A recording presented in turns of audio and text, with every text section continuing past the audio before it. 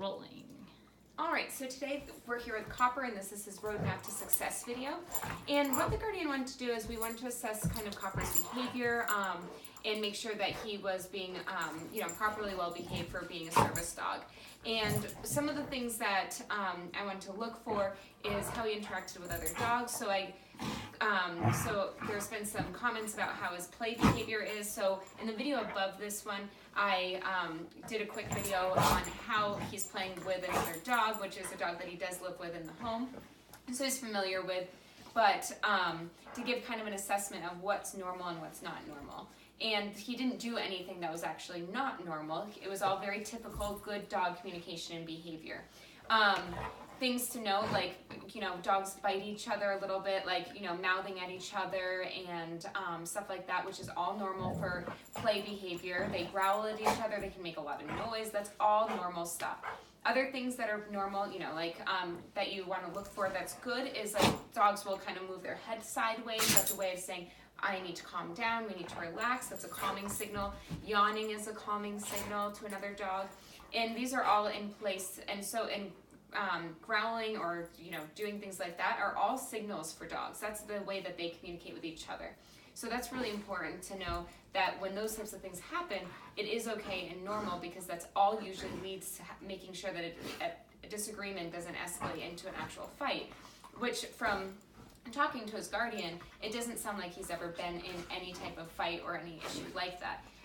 It sounds like the worst that's ever happened is he might have growled or done like an air snap, which is not any type of aggressive behavior. It's really communication to another dog to say, I need some distance and space.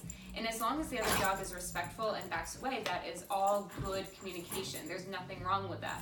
And same for the opposite. If another dog were to growl at him and he walks away and moves away, I would consider that still good dog communication, because they're able to communicate with each other about what's appropriate and what's not, and how to then de-escalate the situation to be able to walk away and move away. And I've also watched that with playing between Copper and Kona, is that when they're done playing, they're both completely fine to be able to walk away from each other and stop like this. So escalated too much, and so they just stopped playing and everything just took a pause.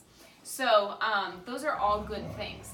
And based on the Canine Good Citizen test, one of the criteria for dogs to pass that exam is that they have to not be growling or barking outside of the home.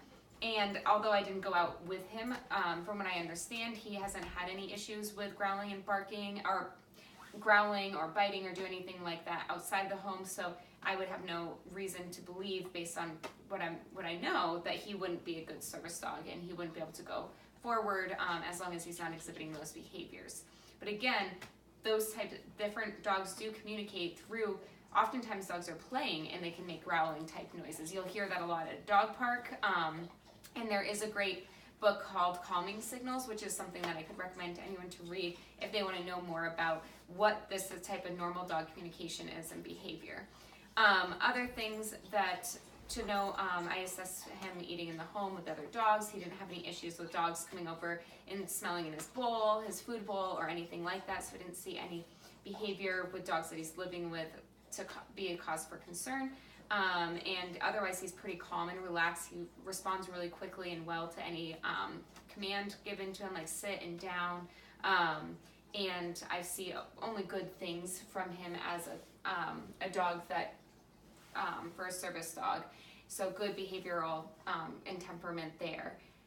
And again, just based on the accounts that I've heard with other dogs, it sounds like if his main communication is, or if he's communicating and at any point he does growl, but it doesn't escalate beyond that, it's not something I would be terribly concerned about. I would just say if he was growling and he kept staying in that position and he got really stiff and rigid, you just want to help him walk away and move away if he doesn't do that naturally on his own.